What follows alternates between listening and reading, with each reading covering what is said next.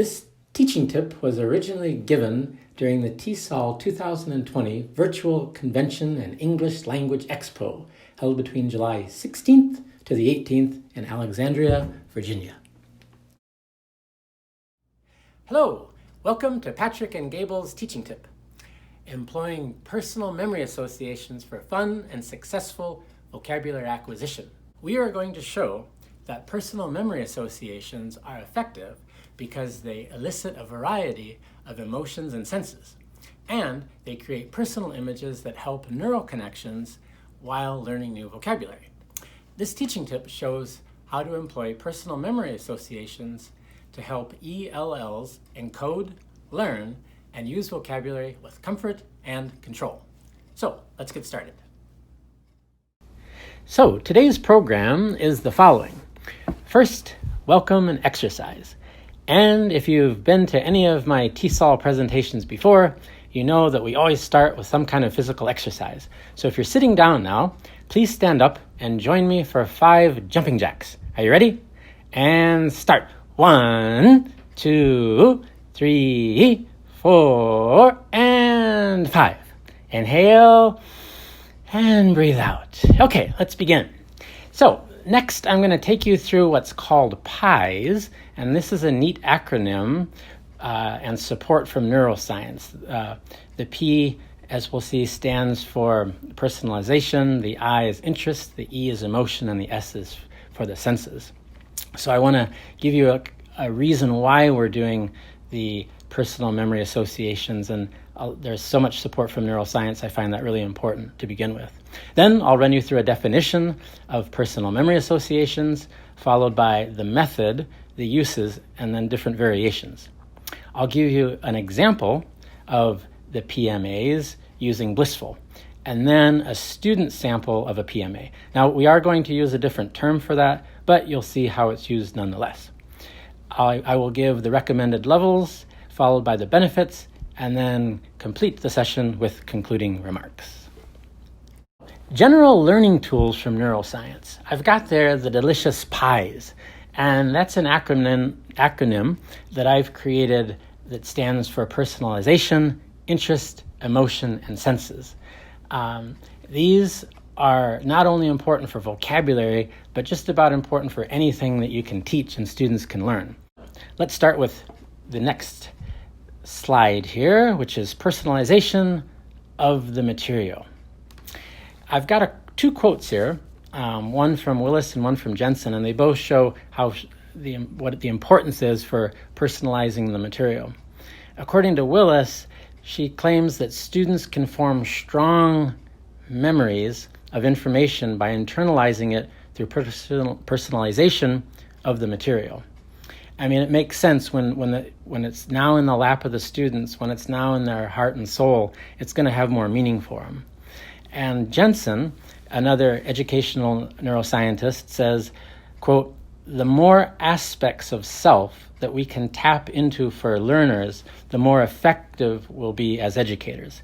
And again, it's the whole idea that you want to use as much of the student's personhood and the student's history so you can personalize the information while you're teaching it.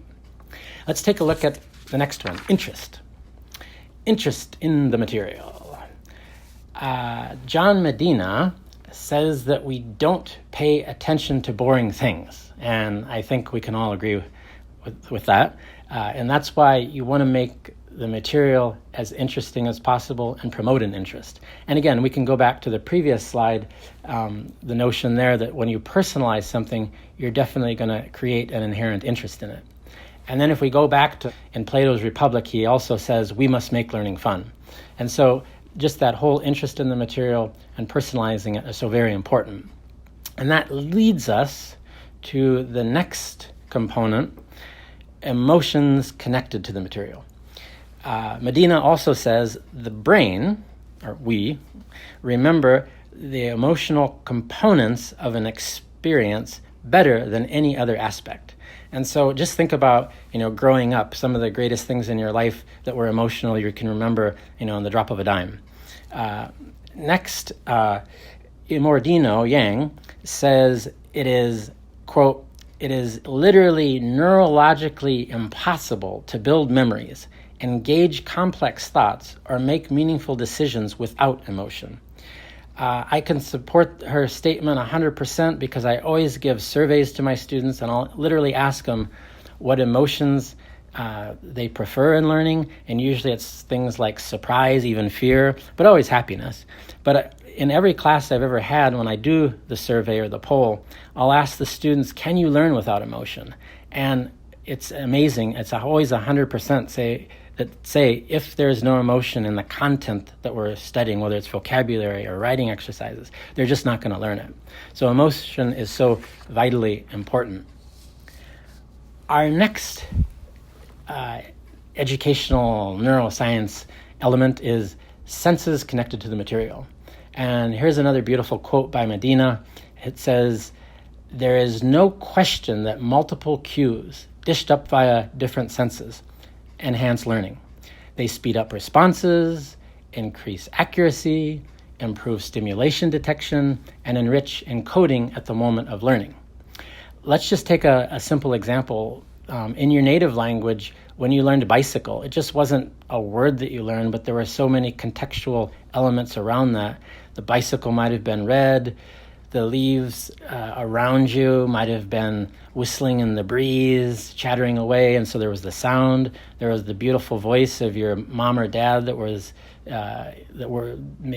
voices were encouraging you to ride the bicycle. There were the smells, perhaps the dry autumn leaves, and then the touch of the wind on your face. So all those components went into your acquisition of the word bicycle.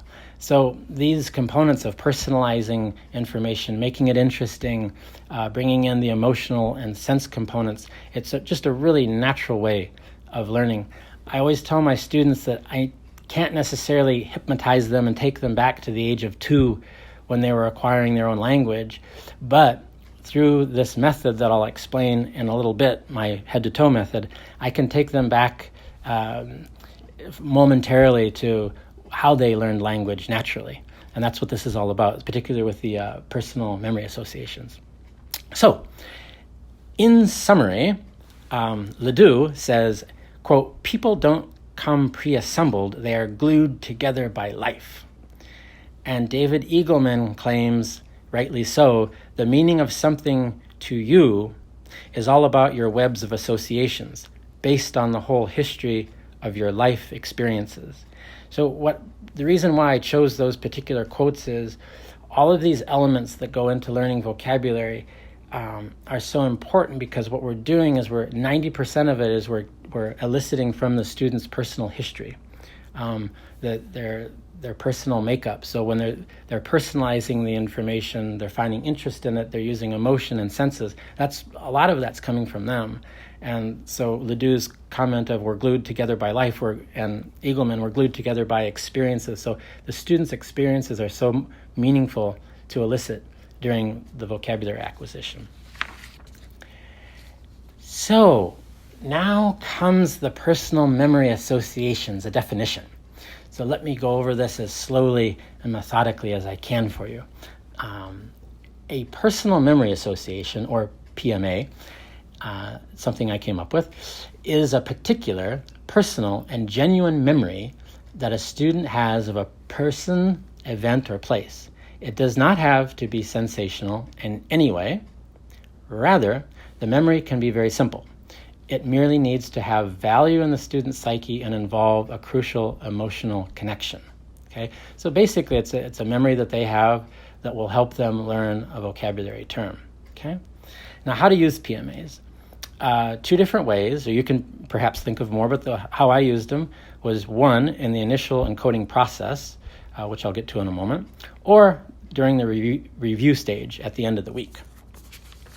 Now, before we get to the PMAs, I want to introduce you to my Randolph's head-to-toe method of associations for vocabulary acquisition, because I set the foundation with that. So there are actually 40 components and growing in this method, but I'm just going to give you 5 for the presentation today.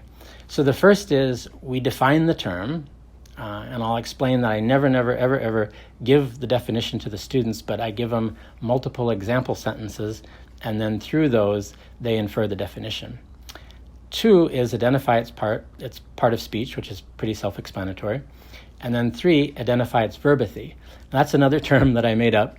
Verbathy simply means word feeling, and it's not to be confused with connotation, because when I ask the students what the verbathy is, although it's either a positive or negative feel, it's based again off of their personal history. So connotation can be sometimes regional or nationally influenced. It can be linguistically influenced, historically influenced, but verbathy is just an immediate response. So take bicycle, for example. If you're teaching that term in another language, and most students are going to say positive, but perhaps the student had a negative experience with the bicycle, and they're going to say negative, and that's fine, because again, it's whatever element they use to help them learn that word. So verbathy is just an immediate response to a term that they're sort of a visceral response to a term that they have, and it's either positive or negative. And then 4, assign an emotion-based association. So if a term happens to be, take bicycle again, happy or excitement, those types of things that they would say. And then 5 is really, really important. That's where the students create original examples. So I spent about 5 minutes going around the class, and they come up with examples either individually and then announce them as volunteers or in pairs. And again, I just want to note there at the end where another quote from Medina where he says, the more personal an example, the more richly it becomes encoded and the more readily it is remembered. So that's why I like to use student examples using their either classmates in class or their own personhood, because those examples are going to stick with them and they're going to learn the vocabulary word at a much higher level and deeper level. All right, so PMA uses. Again, I mentioned before that there's the initial, you can use them in the initial encoding process or review stage. Now, I also want to go over the varieties of PMAs. So in the initial encoding process, you can do oral examples given in class. So for example, right after they've given their original example sentences, they can give PMAs to the class, volunteer examples, or oral examples given in pairs. So if you've got kind of a shy class, they can just pair up and exchange personal memory associations. Now in the review stage, you can assign 1 to 2 sentences as homework, and we'll see that a couple slides down the way, or assign a short paragraph as homework. And I've got a wonderful example to show you for the short paragraph. Before we go through an example, I just wanted to hit on creative writing activities based on PMAs. So once you see what these PMAs are like, you're going to understand how easily you can use those as sort of jumping off boards for poetry, short stories, or fables. So perhaps you could start a lesson and do the vocabulary, and after you've got a nice collection of PMAs, you can jump into perhaps a unit of poetry or short stories or fables. I just wanted to toss that in because there's so many wonderful things you can do with these. So let's do an example with blissful. So I'm going to run you through how we would do this in class, and the PMA that we're going to use there is probably one that the students would give immediately as a volunteered answer in class. So using blissful as our example, I would give a number of examples like Takako was blissful when she received a phone call from her parents. Juan was blissful when he got an A+ on his exam. And after giving examples, the students are going to say, well, it must mean really excited or really happy. And then I'll confirm that and say, yes, the definition is extremely happy or full of great joy. The part of speech, they're probably going to get as an adjective. The verbathy, I can't think of anyone that would call it negative, so that's going to be an easy positive. The emotion, great happiness, great warmth. And then a student in class might give an example, and theirs might be their classmate, Maria. So Maria looked blissful when she received a hug from her parents. And then I might ask the students, so does anybody have a memory that they can think of that epitomizes the term blissful? And this is actually a quote from a student that said, "This term," meaning blissful, "reminds me of my father looking with affection at my mother at the dinner table." And knowing this particular student, that was a really amazing or beautiful example, because they did have a strong love for their parents. And so this term and that memory had an immediate connection and probably was locked into that student's memory forever. Now, I want to give you a review stage example, and this is the example that I mentioned before where it can be used as homework. And so students take the list of vocabulary home, and they can sit down and think of a particular personal memory association that they have. The word that we studied on that particular week was "be on cloud nine," or idiom rather. There were, of course, a bunch of others, but this is the one that I chose from the student. So he wrote, "When I learned the meaning of be on cloud nine, I instantly thought of Women's Day. I was on cloud nine because I made my mother feel so elated. On that day, I was here in the United States. So I thought of sending a present to my mother to please her. I got through to my younger brother and sent him money to buy our mother a gift. On the following day, my mom wanted to talk to me, but I missed her call. My brother later texted me saying that our mother loved the present and that he has never seen her look so happy. My father reached out to me too. I wonder what you did for your mother. I haven't seen her smile or hear her laugh like that in months. I felt joy for all the powerful reactions. So whenever I read or hear this word, it takes me back to this memory of this year's Women's Day." So as you can see, the student really developed a wonderful memory that he related to that particular idiom. And again, later on in the semester when I questioned him about that term, he smiled at me and said, when we use personal memory associations, there's no way that I'm ever going to forget those words related to it because they run deep in my soul. This is, of course, as you can see by the writing, it was a particular high-level student, which takes us to recommended levels. So can you just use this for high-level students? And the answer, as you can see there on the slide, is no, because you can, smiley face, use it with all levels. Now, of course, if you're using it with beginning levels, their vocabulary isn't going to be strong enough to write something like Oliver had written, but they could write personal memory associations, in a short sentence or even a phrase, and then gradually, as they build up their vocabulary, they can write, good 1 to 2 sentence PMAs or even paragraph PMAs. Initially, they don't even have to write them. Like I said, they could just do the oral ones in class. But to make a long story short, you can use them at all different levels. So the benefits of PMAs. One, I think you could make a whole list of 100 benefits, but the ones, for sake of time, I boiled them down to personalize the lexical item. So again, the lexical item or the vocabulary term is not an English vocabulary term. It becomes the particular student's vocabulary item. So it is Maria's feeling of blissful. It is Juan's feeling of blissful. It is Takako's feeling of blissful. And so the lexical items, how I teach them, they become very personal for the student. 2, it creates an interest in the lexical items. They're not just words, but now there's sort of a history behind it through the PMAs. Obviously, as you can see, they evoke emotions connected to the lexical items, so he's never going to forget Beyond Cloud 9. They evoke sense-based responses connected to the lexical items. Like the example I gave you with bicycle, there's all sorts of factors going on when you're learning words. Take apple again, for example. Probably didn't just learn apple as apple, but there was the color, there was the feeling involved, there was the emotional response, there were probably smells and tastes that all combined to the learning of that word.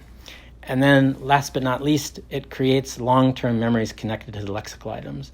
And again, I didn't have time to draw up a bunch of data and stats for you, but typically the students have almost a 90% retention rate of the terms that I teach them. And again, a lot of that is due to all the elements of the head to toe, but one primary reason I think are these PMAs, because they really sink into the students. And so if I teach them a word in week 1 and give them a pop quiz almost 5 weeks later, the retention rate, like I said, is 90 to 97%. So this method does work. Concluding remarks. Your life changes when you have a working knowledge of the brain, says John Rady, a professor of psychiatry at Harvard Medical School. And the reason why I spent so much time at the beginning of this is to show you the importance that educational neuroscience has showed us about knowing aspects of how we learn things, aspects of the brain, so that we can use those in class. And then my own idea, we are a collection of memories, and this reality can help us acquire vocabulary on a concrete human and personal level. So we just bring the memories to the classroom, and that helps us in the acquisition of whatever aspect of language. You can use it for grammar, but as today's focus is vocabulary, we can use it for vocabulary. And the next, last but not least, one more slide after this, but the references I just wanted to point out, they do range from 2006 to 2018, but really I picked these particular references because they really are timeless resources. So you could read them, 20 years ago or now, and they all have really beautiful truths about them, which are, there's basically a humanistic way of teaching vocabulary thanks to educational neuroscience. So you can check those out. And thank you for listening. Follow Meow on YouTube, Instagram, Facebook, and Twitter. We hope that you have found this teaching tip useful and helpful. Please consider implementing this and let us know what you think and how it goes for you. Remember to subscribe to our YouTube channel and watch out for more videos. Take care and keep smiling.